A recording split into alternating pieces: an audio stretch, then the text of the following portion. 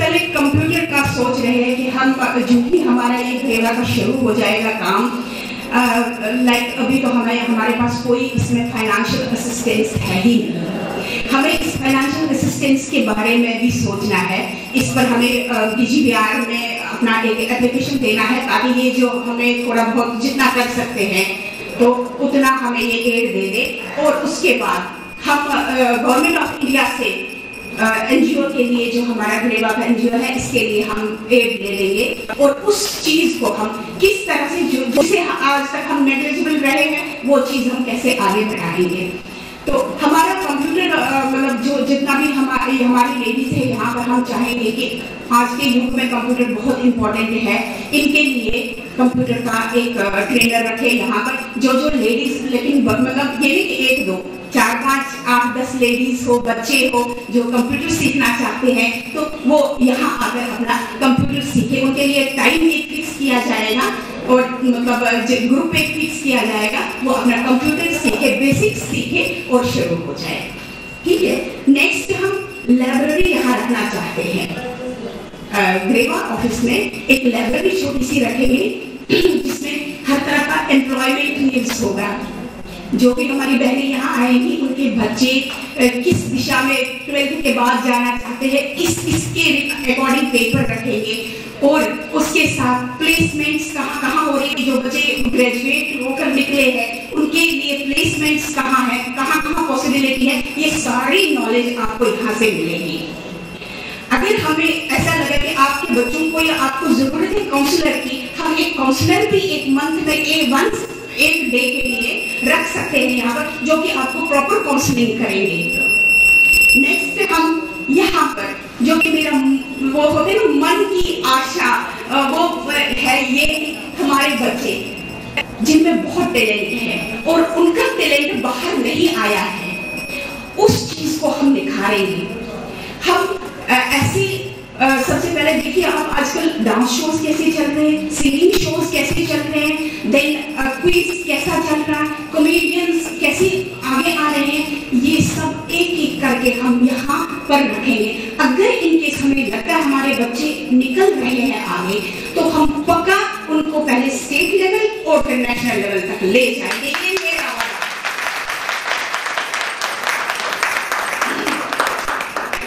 Government से हमें कुछ जगह की पॉसिबिलिटी होती है मिलने की तो हम एक किड्स किंडरगार्टन जिसे खोलते हैं यहाँ पर, उसमें हम जो लेडीज बाहर काम करती है हमारी बहनें उनके लिए बच्चों के लिए क्रच खोल सकते हैं। साथ में दूर दराज के एरिया के लोग जो कि बहुत ही प्राइवेट टाइप है, जो कि बहुत ही और बिलो पॉवर्टी लाइन है, तो उन बच्चों को जो उस जगह पर घर में पढ़ नहीं सकते उसमें उनके लिए हॉस्टल फैसिलिटी रख देंगे। नेक्स्ट स्टेप जो हमारा है ये है हेल्थ केयर। हेल्थ केयर एक बहुत ही इंपॉर्टेंट चीज है जो कि हम सबको आज नहीं तो कल जरूरत पड़ती रहती है। आप एक हर नेक्स्ट डे कुछ न कुछ लगा रहता है।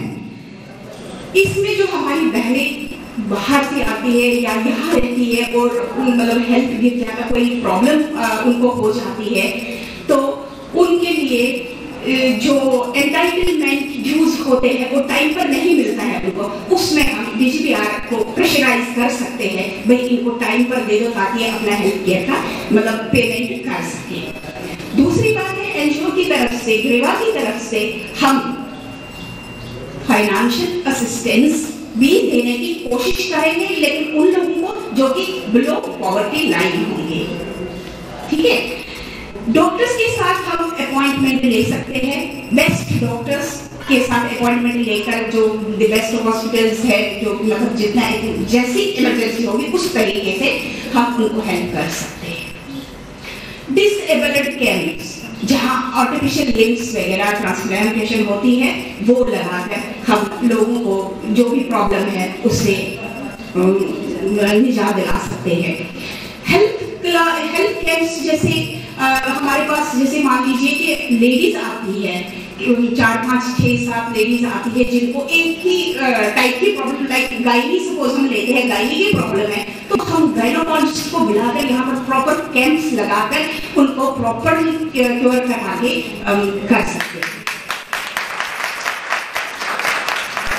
मैंने बहुत सारे लोगों को देखा है कि मतलब कुछ डिसेबल्ड बच्चे होते हैं, लाइक डफ एंड डम्स होते हैं, तो अगर ऐसा कोई हमारे किसी भी मतलब ऑल ओवर इंडिया कहीं भी किसी के बच्चे हो तो वो हमें अप्रोच करे, तो हम उनके लिए जो ये डफ एंड डम ऑर्गेनाइजेशंस होती है उनके साथ कॉन्टैक्ट करके उनको वहाँ एडमिट करा के उनका जो भी है वो जो जैसे भी आगे करते हैं उनको वहाँ पर एडमिट करा सकते हैं। इम्पोर्टेंट है, मैं फिर एक बार आपको बोलती हूँ कि ये सब तभी पॉसिबल है जब आप हमारे साथ हैं और तभी हम आगे चलते रहेंगे। नेक्स्ट स्टेप है ये जो सेपरेटेड फैमिलीज हैं, जो सेपरेटेड फैमिलीज हैं और विडोज हैं, उन लोगों के लिए हम पूरी तरह से कोशिश करेंगे कि गवर्नमेंट ऑफ इंडिया उनको थोड़ा सा जो कि निजविया के थ्रू ही होगा उनके लिए क्वार्टर का इंतजाम करें, जो कि बहुत दूर दराज एरिया के लोग हैं जो अपने बच्चों को नहीं पढ़ा सकते, जहाँ स्कूल फैसिलिटी नहीं है, मतलब मेडिकल फैसिलिटी नहीं है, और भी फैसिलिटीज नहीं है, उनको हम ये क्वार्टर्स के लिए प्रेशराइज कर सकते हैं कि ऐसी फैमिलीज को देखें। मैं चाहती हूँ आप में से भी कोई मतलब लोग हो या कुछ हो, हमें खुलकर अपनी बात बताइए, तभी हमें पता चल जाएगा कि किसको क्या प्रॉब्लम है और किस तरह का सलूशन उसको चाहिए, हम पूरा करेंगे। विडोज के लिए जो अगर उनका कभी कभी ऐसा भी होता है कि कोई लेडी वाइफ सर्विस नहीं करना चाहती है तो अपने बच्चों को सर्विस में भेज देती है, तो वो लेडी अगर अपने लिए कुछ करना चाहे, लाइक अगर वो किस कैटेगरी की मतलब उसको क्या आता है, अगर उसको सपोज हम लेते हैं सिलाई आती है लेकिन पूरी तरह से नहीं आती है, तो अगर हमसे वो अप्रोच करती है हम पता करेंगे कि भाई उसको हम एक सिलाई स्कूल में भेजकर उसका वोकेशनल ट्रेनिंग देकर उसको पूरा करके उसको कंप्लीटली तैयार करके ताकि वो अपनी जीवनी चला सके। ये है हमारे कुछ चीजें जो हम इस ग्लेवा में करना चाहते हैं और हम चाहते हैं कि आप सब साथ रहे, तो कोई बात दूर नहीं है। बस मैं आपको इतना ही बताऊंगी लास्ट में, सरफरोशी की तमन्ना अब हमारे दिल में है, देखना है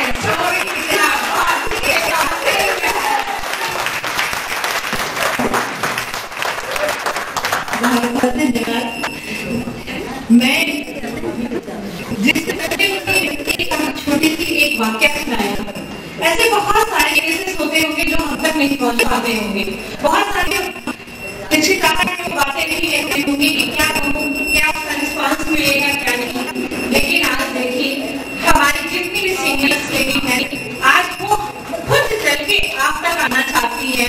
बस यही है कि अब आप ये 2 कदम चले हैं तो आप भी 10 कदम चल के दिखाइए कि नहीं मैम जी मैं तो आपके साथ ही साथ हूँ। और उन्होंने जिस तरह बताया कि ब्रोआ ने आज तक अपनी सहूलियत के लिए हम लोगों को इस्तेमाल किया और कुछ हमारे वेलफेयर का कोई काम नहीं किया। अब ब्रावा का मतलब तो आपको जितना विस्तार से उन्होंने बताया कि ब्रावा मीन्स क्या, ब्रावा एक एक्चुअल वेलफेयर है जो हमारी जरूरत है और हम चाहते हैं कि जितनी भी मैंने दूर में रहती हैं आपसे किसी भी तरह संपर्क हो आप उन्हें विस्तार से बताइए और कहिए कि नहीं ब्रोवा ही हमारे लिए है और हम लोग को उसके साथ लगना है।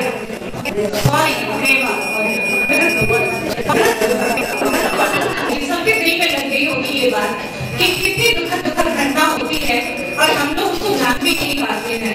तो हम सब अपनी सारी जो भी प्रॉब्लम्स है वो ग्लेवा के माध्यम से दूर करेंगे और एकजुट होकर काम करेंगे। अब इसी कड़ी को फिर से आगे बढ़ाते हुए मैं मिसेस अनिल कुमार से कहूंगी कि वो आए और हमारे घर में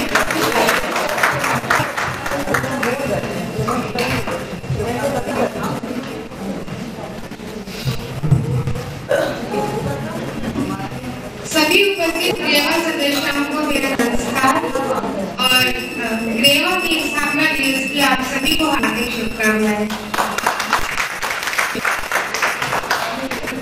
जैसा कि आपने अभी सुना, हमारी ट्रस्ट की प्रथम महिला विजय यादव और हमारी बहुत ही मधुर और सरल शब्दों में रेवा की स्थापना और निजी योजनाओं के बारे में आपको अवगत कराया। मेरा विचार भी इन लोगों से सहमत है और ऐसे ही मेरे भी विचार है कि रेवा की जो स्थापना हुई है वो रेवा में जो कमियां थी उनको, जिससे हमारी समस्या का समाधान नहीं हो रहा था, इसके कारण हमें रेवा की स्थापना करनी पड़ी। रेवा हमारे देश का एक अनूठा डिपार्टमेंट है। इसका कार्य क्षेत्र भी अनूठे टाइप का है और हमारी जो क्या बोलते हैं कि समस्याएं हैं, जो हमारी मेहनत है वो भी कुछ ज्यादा है। आपने देखा होगा कि ऐसे बहुत कम विभाग हैं जिसमें महिलाओं की इस तरह की कोई संस्था या एसोसिएशन होती है। बहुत ही सेंट्रल गवर्नमेंट में, स्टेट में तो बहुत होगा ही नहीं शायद ऐसा कोई डिपार्टमेंट, और सेंट्रल गवर्नमेंट में भी ऐसे डिपार्टमेंट नहीं है जब महिलाओं की इस तरह की एसोसिएशन होती है। ये एसोसिएशन की जरूरत क्यों पड़ी? हमारे विभाग में ऐसे एसोसिएशन क्यों बनी? हमारा जो देश के प्रति हमारे विभाग का जो कार्य है वो हमारी जिम्मेदारी है। कुछ मैं ये नहीं कहती कि और डिपार्टमेंट की जिम्मेदारी है, सभी अपना देश को संचालन करने में सभी विभागों का अपना अपना योगदान है, लेकिन हमारा योगदान कुछ ज्यादा है। तो हमारी जो काम करने की परिस्थितियां हैं वो भी अलग है। सभी लोग देखिए, ज्यादातर लोग परिवारों में अपने साथ ही रहते हैं। ऐसा डिपार्टमेंट है जिसमें मतलब मुझे लगता है 80% लोग अलग अलग रहते हैं। हमारे परिवार के लोग अलग रहते हैं और परिवार यही सुखी होगा तभी वो परिवार को में रख पाएगा।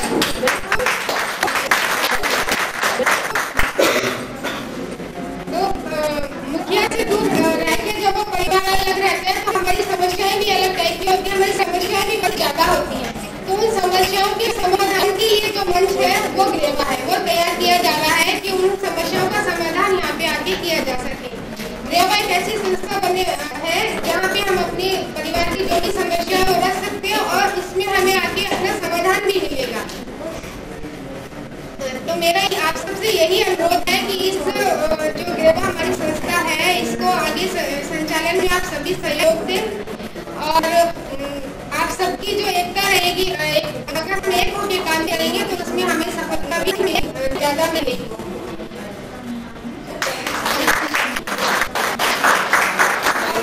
यही कहूँगी कि आप सब लोग पूरे जोश के साथ इस रेवा के सदस्य में कार्यक्रम में भाग लेते हैं। बहुत बहुत धन्यवाद मिसेस अनिल को, उन्होंने हमारे हौसले को और भी बढ़ाया और तो हम में और भी हिम्मत आ गई है कि हम सभी मिलकर अपने कार्यों को करेंगे। और मैं एक चीज और आपको बताना चाहती हूँ कि हमारे यहाँ पूना में ग्रेफ सेंटर में अभी एक वाकया हो गया था जिसमें सारी लेडीज वहाँ पे, सारी अफसर्स लेडीज वहाँ की सबॉर्डिनेट्स वाइफ सारे लोग मिलके वहाँ पे ये कहा कि अब ये नहीं चलेगा और जो भी होगा वो रेवा के तहत होगा और हम सब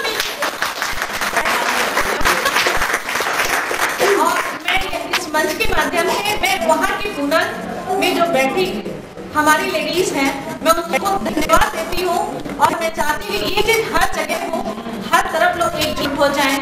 और वहाँ पे एक बात भी आई थी, उन्होंने हमें बताया कि वो हमारे जितनी सबॉर्डिनेट्स की वाइफ है उनको ये कहते हैं कि अगर हम चले जाएंगे यहाँ से, अगर आर्मी चली जाएगी तो ये डिपार्टमेंट खत्म हो जाएगा, ये उनका कहना है। और यहाँ पे जो CSD फैसिलिटी है वो भी खत्म हो जाएगी और यहाँ पे कुछ रह नहीं जाएगा।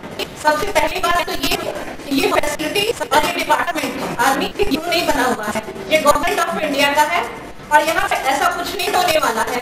जो इस तरह का वो भ्रम फैला रहे हैं कि आप तो अगर ऐसा रेवा से जुटेंगे और इस तरह करेंगे तो हम आपकी पोस्टिंग्स यहाँ कर देंगे, आपको CSD फैसिलिटी नहीं देंगे, बहुत सारी बातें इस तरह फैलाई जा रही है।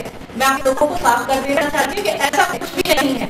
वो सिर्फ हम सभी को एकजुटता को देखते हुए घबरा रहे हैं और एक हम खुद को चाहते कि हम लोग अलग हो जाए, एक दूसरे के साथ मिलकर रहेंगे तो वही नहीं रहेगा, इसी बात का उन्हें डर है। और ऐसा कुछ नहीं है।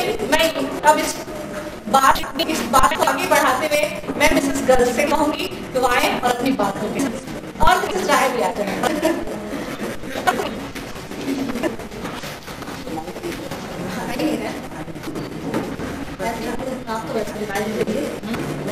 ज्यादा टाइम मैं नहीं लेना चाहती, तो जो इन्होंने बोला CSD और उसी बात से मैं शुरुआत करती हूँ कि अभी हम कोई सुविधा सरकार से मांगते हैं तो वो इसलिए हम मांगेंगे कि हम भी बहुत दुर्गम जगहों पर पोस्टेड होते हैं और बहुत मुश्किलों में काम करते हैं, तो हमारी सुविधाएं जो अभी है उससे बेहतर होनी चाहिए।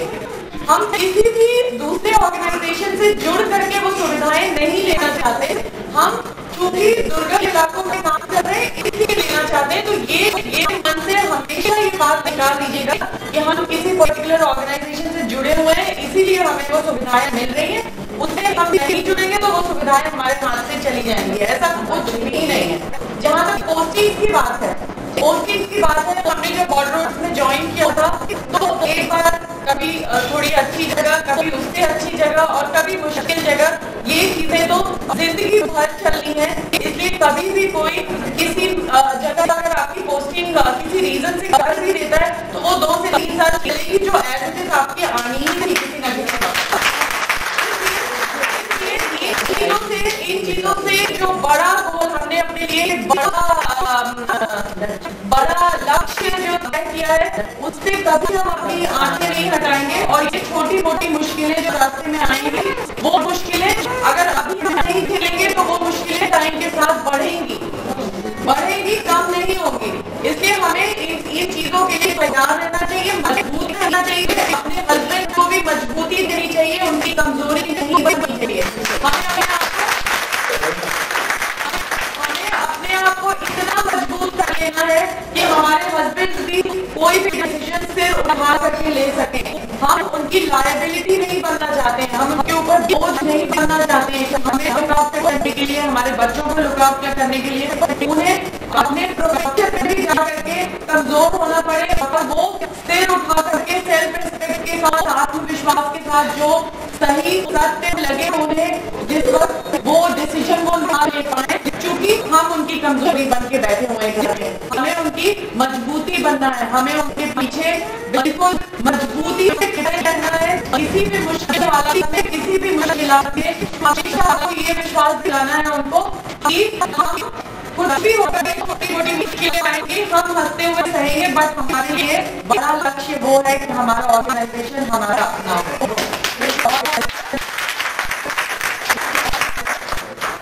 और ये सब बातें जो मैम आप सबों ने अभी कही, ये सब बातें और ये सारी प्लानिंग हम दिल से चाहते हैं कि ये चीजें हो। और ये दिल से कैसे होंगी, जब हमारे कैसे होंगी वो इम्प्लीमेंटेशन आपको पता है ऊपर से आता है। जब तक हम ये चीजें यहाँ से शुरू नहीं करेंगे